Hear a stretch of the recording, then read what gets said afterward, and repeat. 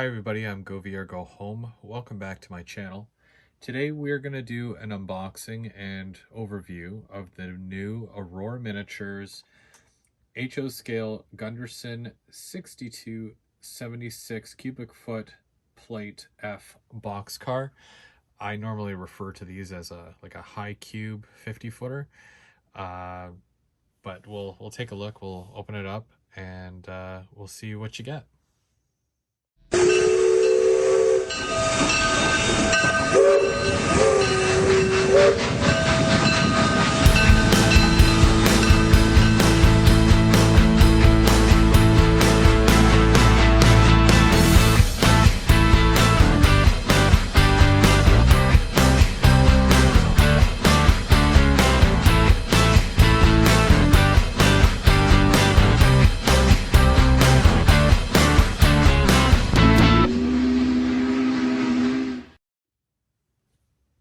So Aurora Miniatures is still a fairly new company. I had just recently purchased the SD60 from them this past year.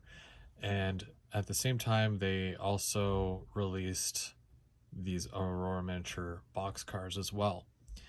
And this past month, they actually announced the 60-foot Boxcar, which I'll probably be doing a review on when those come in. Probably some point next year. So with these here, this is a TTX. There's also a brown one as well. I believe it was CN. I'm not sure, but I think this is one of the more popular ones. I see a lot more of the yellow TTX, so I got a couple of these. Boxcars are like a dime a dozen, and I thought it was weird that just another boxcar would be, announced, but they're still very much modern. And I can never have too many.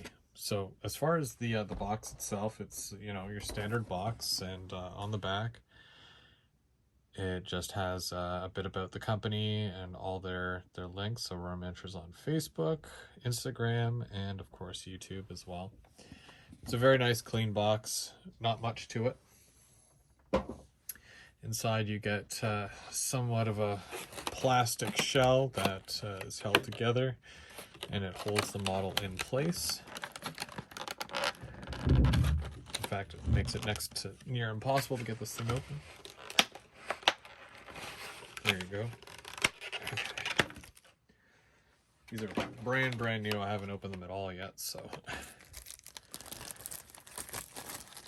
these are very, very highly detailed, as you can see right off the bat. They spare no expense in giving you the most realistic looking locomotives and boxcars. Okay, let's get a closer look now that it's on the tracks. So these are very nice looking and accurate models. The steps are separately applied. Same thing with the locking mechanism for the big sliding door. The couplers on the end are not KDs, but I really hope that's something that they change to in the future. But it is their scale coupler, I'm assuming. The same one that they used on the SD60. The walkways are separately applied, etched metal, see-through, and they're very nice. When I flip this car upside down, you're going to see a lot of piping and whatnot as well that shows a lot of detail. And when I look at the top there as well, it does show a lot of little rivets and signs of realism, where a lot of other companies do miss when it comes to doing a boxcar like this. So here's the underside as promised, and you'll see all the piping and all the components necessary to make this look even more realistic. I love the blue roller bearing caps that are on these wheel sets, and yes, they do rotate with the wheels. And overall, just an amazing underside amount of detail to this thing, probably more than all the other sides, just with all the piping. I'm going to include a picture as well of some of their other ones that they're doing that show this prior to painting, because they tend to mold their plastic in the color or close to the color that the car is going to be. For example, this car is going to be released as a breast cancer awareness pink car, and they molded it in the pink plastic. So I'm assuming, if logic serves me well, that this was molded in the yellow TTX plastic. So that's neat. Here's a better look at the top of the car with the very nice silver roofing there, all the separate hatches, and yes, there are rivets along there as well. I challenge you to count them all, but I'm not even sure if my phone is actually picking them up. Hopefully you can see that, but overall, a very, very nice looking car, very nicely detailed, and yeah, I'm sure it's something that you would be happy to add to your collection. Here's a good look at the end of the car with the brake wheel and all the little writings there for the description of the Boxcar itself with the road number. Again, highly detailed. I can't say enough good things about this car. It's probably why I picked up a couple. But I'm going to put a side-by-side here with something that's a little bit similar from competitors, and we'll take a look and see a little bit of the difference. Okay, so first off, I've added 3 more Boxcars here. You can see that the second one in is still the Aurora miniatures, but I've got a couple of other ones here. So the farthest one, the one at the very back, that is an Athearn 50-foot Boxcar, Canadian National. And this second one in here is a Walthers. I believe that's a 60-foot Boxcar, also high cube. And obviously the Aurora. And then we've got an Atlas. Oh, nope, sorry, this is not an Atlas. This is an Exact Rail. So I wanted to put it in this very specific order as far as pricing and what you get for, you know, the dollar amount. So when we look at the Atlas, there is an okay amount of detail, but looking up this car here, besides the graffiti that I've already added to it, because this is a car that's being worked on currently, but accuracies with this car aren't completely true. Looking up prototypical photos of this one, it's just a very basic box car that is a replica of something, but not as close. Athearn couplers are not always the greatest either. They do the job, but Athearn and Atlas, I always end up changing out their couplers for KDs. So, and especially at a $30 price point, you're going to get what you're paying for, but at the same time, very minimal as far as detail. Next up is the Walthers, also a car that I've done some graffiti on and some work on. These are a lot more accurate compared to the prototype photos that I found, and I was even able to do prototypical graffiti on it just the same way that it looks on the real one. Now, as far as what you get here, which this is more of a $40 car, $10 more than the Athearn there. There's a lot more detail to it, and they've stepped up their game a lot. There is a lot of molded on body parts, as well as they've also added on some extra little pieces. They've come a long way with their box cars and their equipment, And as a $40 car, I usually break even with something like this here. It's nice to be able to buy a bunch of them and fill up, you know, a yard or build a train, maybe fill in an industry at a cheaper price. And I've been very happy with them too. Their pricing is really good for what you get, detail-wise and whatnot. But not a lot of people want that. They want the super accurate, super detailed stuff. And that's what brings us to the Aurora miniatures.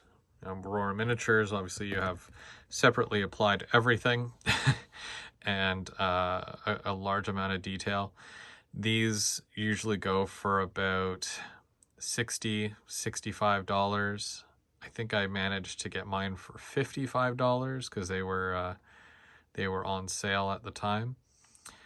A lot of detail, so much detail, and so far we're dealing with things that are at least $10 each apart, starting at about 30 to 40 and now $50, $55.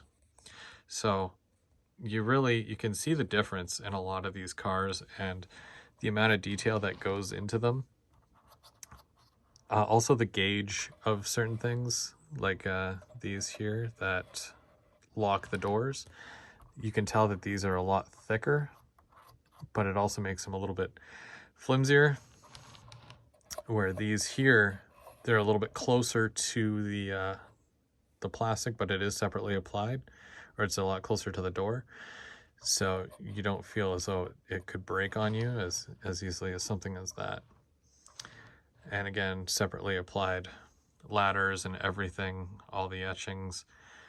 And we'll take a look at the undersides and compare the undersides after, but I just want to show you the sides first. Exact Rail is another car that I have some of. And again, a lot of pieces that are separately applied, all the ladders and whatnot.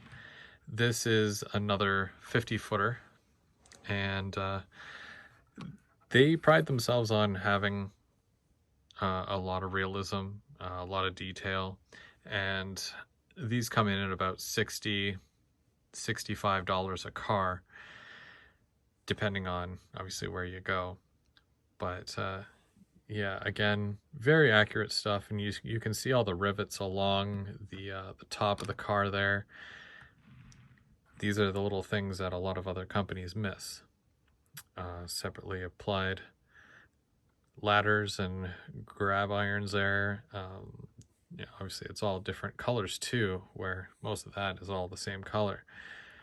So it's just really just the road name, specific details that are in most cases important to most people, because you don't want the same car for every road name, right? Because there's differences there with that. But still very happy with something like that. So these two are more or less the higher end that I would say, and they're very, very good as far as detail. So let's take a look and compare the undersides of all these cars as well. Okay, so taking a look at the underside, you can definitely see that there is going to be a difference in detail. The top one there, which is an Athearn ready to roll, very minimal detail. It's just, you know, because of the price point.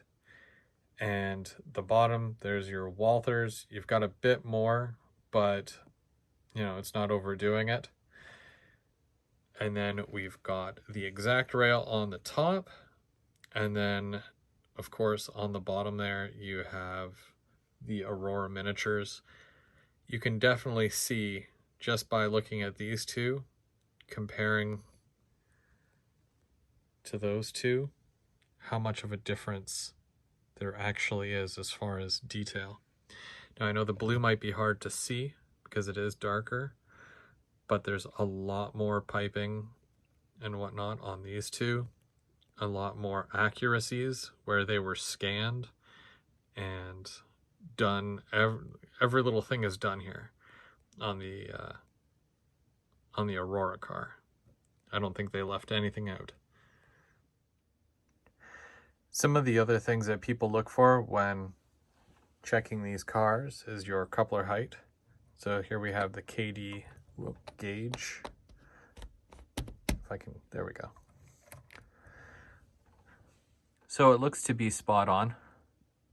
It is a smaller coupler, but I'll probably end up changing it out eventually for KDs, just because I trust in KD a lot more.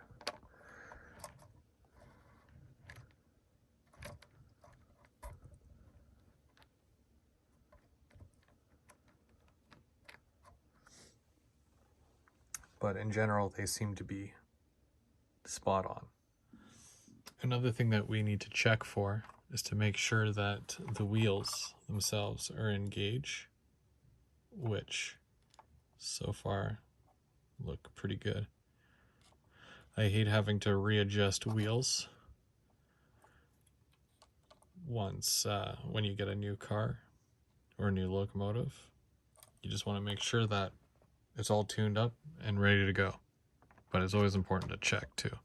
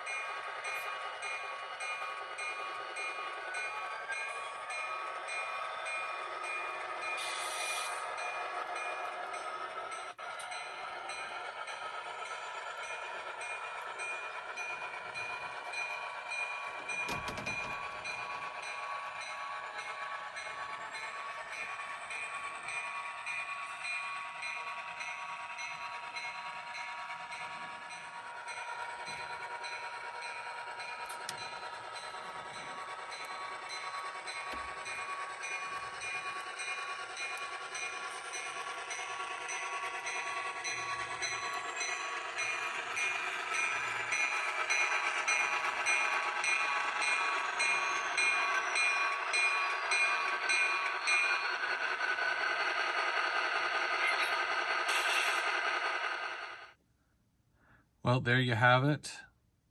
That is the overview of the Aurora Miniatures 50-foot boxcar.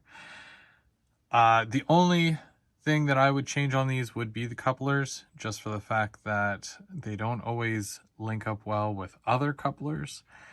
They seem to link up fine with each other, but that's about it. So unless every car you have and every loco you have is the same coupler, it probably won't work all that well for you.